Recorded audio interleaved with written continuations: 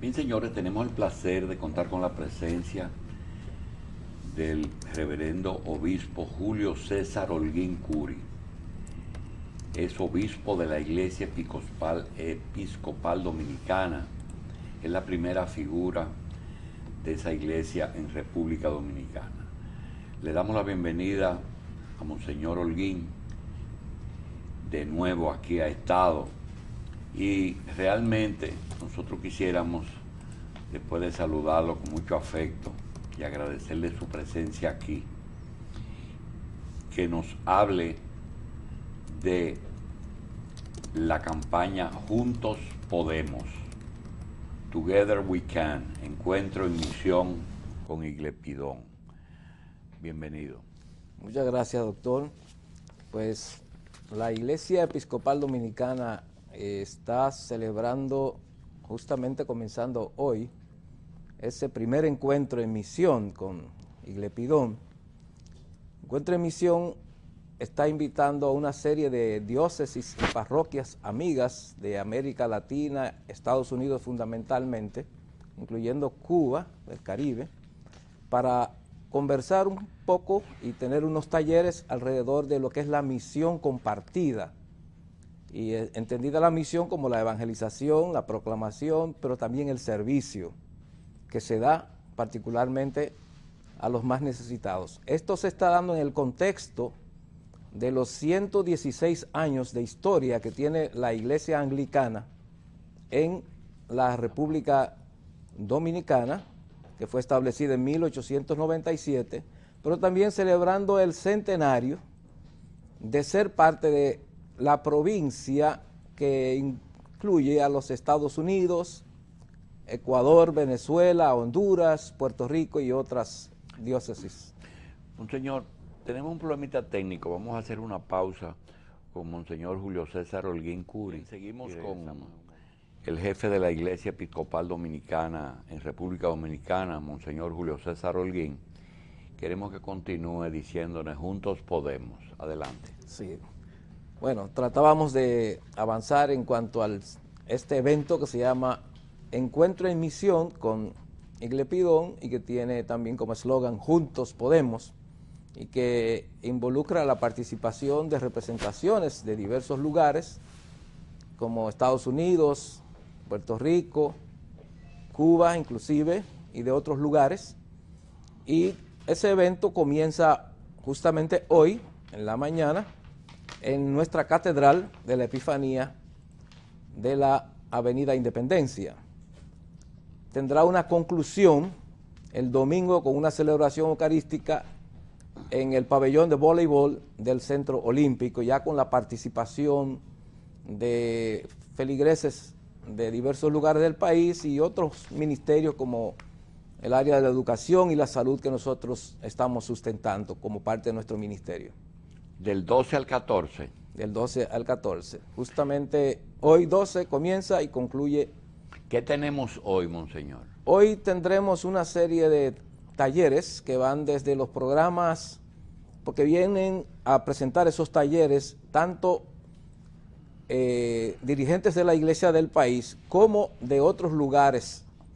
Por ejemplo, nosotros recibimos grupos médicos, alrededor de 70 grupos al año, parte de ellos médicos, parte de para construcciones, incluyendo a veces hasta para venir a ayudar a la gente a construir letrinas en algunos sectores donde se hace necesario. Bien. ¿Y mañana? Mañana se siguen los talleres y concluyen pues en la tarde. Son unos, vamos a decir, unas 20 áreas que vamos a tocar simultáneas, 4, y así van cambiando por horas.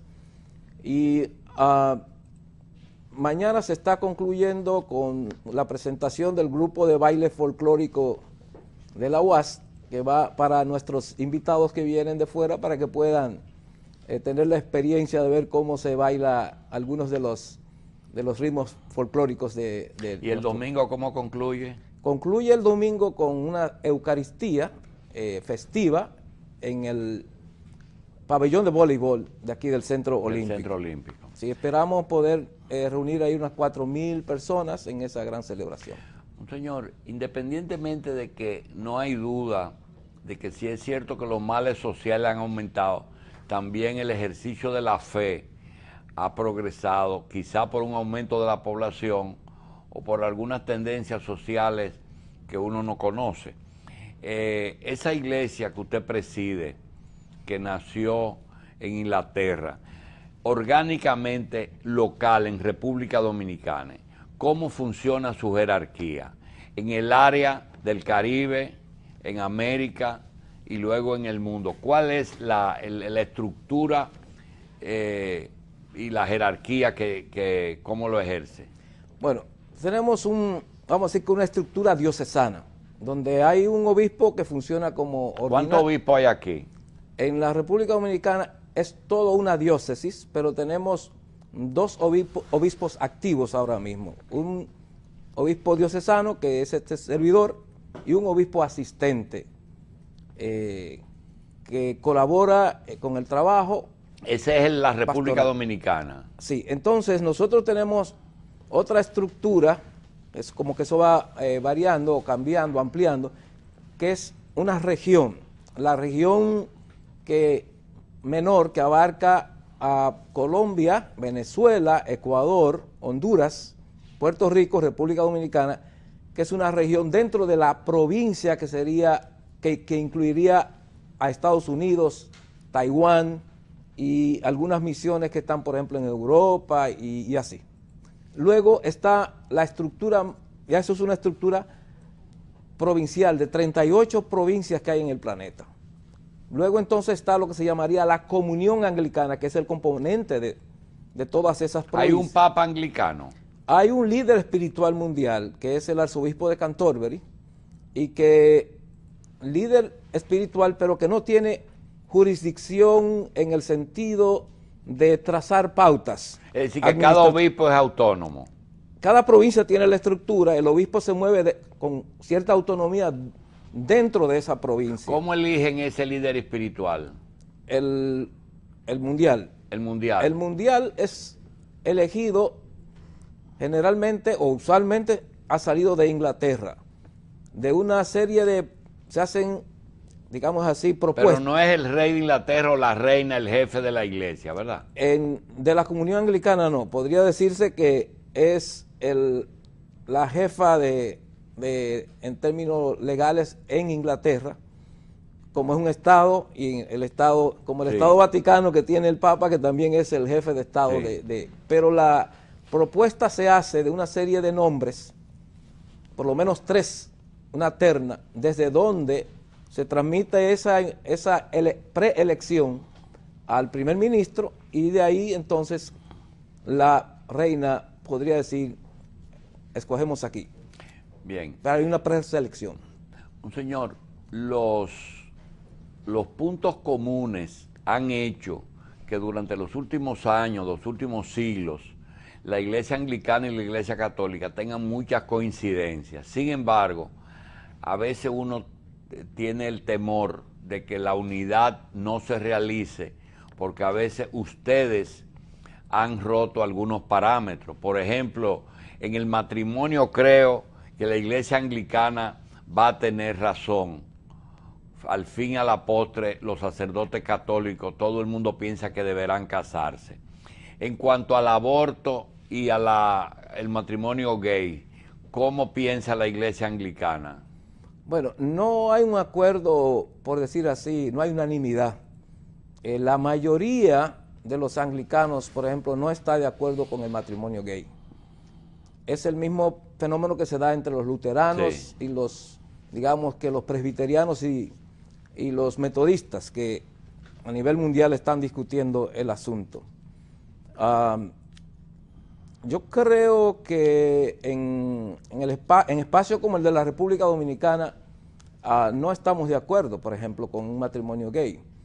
Pero creemos que, por ejemplo, el tema del aborto es un tema que debe manejarse con mucha delicadeza, porque hay hay momentos en que una madre, vamos a decir así, una embarazada, está en peligro de su vida.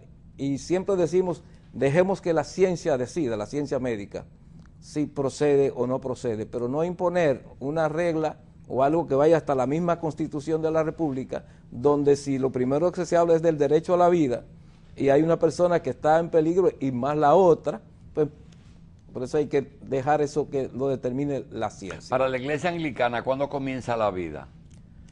Bueno, ¿Con la concepción o con el nacimiento? Bueno, comienza con la concepción, tenemos que admitirlo, pero después del nacimiento la vida está ahí, tangible. Bien, Monseñor, en términos de crecimiento, ¿usted considera que su iglesia está en declive o en expansión en República Dominicana? Bueno, la iglesia en la República Dominicana, aunque es una iglesia todavía pequeña, pero está en crecimiento, porque si nosotros hace 20 años, 22 años, teníamos 22 congregaciones establecidas en el país, y ahora tenemos 73. Pero aún así, ¿usted no considera que tantos años de presencia la Iglesia Episcopal en República Dominicana es poco el crecimiento para los años que tienen ustedes aquí? Sí, así yo diría que era, pero estamos en una etapa de crecimiento y de expansión muy diferente, además de la presencia a nivel, yo diría, social, de servicio, de acción social, que también era muy tímida. La iglesia está presente en el área de la salud, en el área de la educación, incluyendo nosotros tenemos un programa en uno de nuestros centros de salud muy particular y que es modelo en la República Dominicana, que es un programa con enfermos VIH-Sida, que le damos toda la asistencia necesaria y que hasta ahora, como decimos, es modelo. ¿Quiénes trajeron el anglicanismo aquí? ¿Los cocolos del este? Los primeros anglicanos vinieron hacia 1880, 90, cuando estaba el desarrollo pleno de la industria azucarera y comenzaron a llegar inmigrantes desde las Antillas Británicas, vamos a decir, de las colonias de West Indies, como se dice también, y llegaron básicamente para trabajar en la industria azucarera, fundamentalmente San Pedro de Macorís y otras áreas cercanas. Y de ahí, pues en el 1897 es cuando tenemos el primer sacerdote, porque fueron laicos, no había entre ellos sacerdotes, sino simplemente técnicos, trabajadores que vinieron y que dominaban algunas, por decir... ¿Tienen seminarios? Tenemos un seminario... ¿De formación de sacerdotes? Sí, tenemos para formación de sacerdotes, de diáconos, incluyendo vocaciones que vienen de otros países de América Latina y hasta un estudiante en este momento que viene de la diócesis de Washington. ¿Ustedes obligan a sus sacerdotes a casarse o eso es voluntario? No, el matrimonio es opcional, es opcional. Pero no es obligatorio. No es obligatorio, pero el celibato sí es obligatorio en las órdenes religiosas, monjas, monjes, que tenemos. ¿Ustedes tienen órdenes religiosas, hermanos y monjas? Correcto, sí.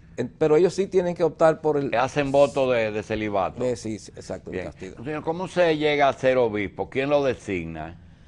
El obispo se elige mediante un proceso democrático. ¿Pero un democrático en el país o allá en la sede? Primero se hace la elección en el país. Se hace una convención donde votan. Es un voto secreto. ¿Como un cónclave de eso? Sí. Se invita al clero y a representantes de cada congregación. Y tienen una votación, se tiene una votación en dos urnas separadas. Los laicos votan en una y el clero en otra. Y la persona que se elige para ser elegida tiene que ser escogida mayoritariamente en ambas urnas. ¿Pueden hacer campaña? Bueno, vamos a decir que se puede promover, pero no salir como hacemos nosotros aquí con los partidos políticos. Bien. En cuanto a la política, ¿cuál es la política en cuanto a política partidarista de ustedes? Nosotros no tenemos una definición por un partido. Acostumbramos a enseñar a nuestra gente a que piensen antes de votar y que traten de escoger entre las mejores opciones. Pero sí tenemos una voz profética que tratamos de usarla, de denuncia de las injusticias. Si hay que criticar a un presidente, a un gobierno o a un alcalde, sí lo hacemos. Monseñor Holguín, como dominicano y como jefe de la Iglesia Episcopal Dominicana, ¿cuál es la mayor preocupación suya y de su iglesia hoy día en su país? Bueno, para nosotros es muy importante el que tratemos de fortalecer la estructura de la familia.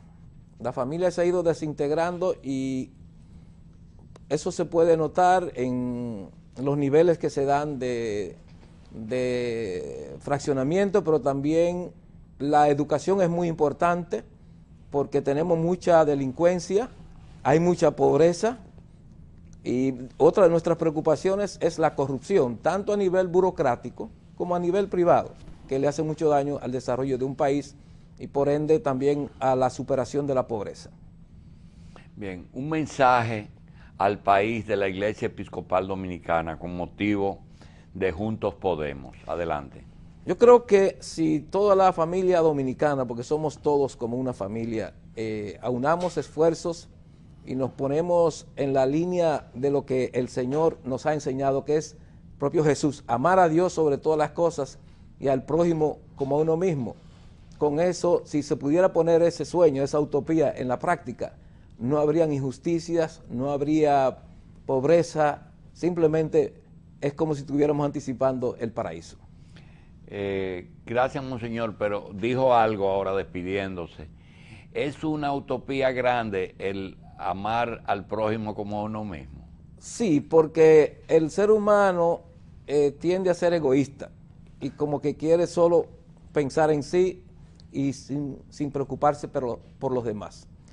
Y en la República Dominicana, que es un país que está tratando de salir vamos a decir, del subdesarrollo, es necesario que es un país que produce mucha riqueza. Ahora tenemos de moda la Barrick Gold, que para algunos piensan que esa es la panacea, pero hay otras cosas que podríamos nosotros considerar como de importancia, pero para todos, pensando en todos. Aquí necesitamos tener una equidad, yo diría, a nivel de la calidad de la educación, que si la educación privada es buena, pues ¿por qué no la pública también? Y yo creo que eso es parte del amor al prójimo y de evitar que seamos egoístas. Bien. Monseñor Julio César Holguín Curi, obispo de la Iglesia Episcopal Dominicana, le agradecemos mucho su presencia aquí y queremos repetir que a partir de hoy, 12 de abril, hasta el domingo 14, pues hay un encuentro de la misión con la Iglesia Episcopal Dominicana ¿en dónde? ¿En el Centro Olímpico? Los talleres se están dando en la Catedral de la Epifanía, en la Avenida Independencia. En la Avenida Independencia. Pero la Eucaristía de clausura es en el pabellón de voleibol y es abierto para todo el que quiera llegar. Bien. Porque tenemos espacio para bastantes personas, no tanto así ya en la Catedral porque son espacios muy limitados y son grupos que van a estar de... Gracias, monseñor. Gracias por estar aquí.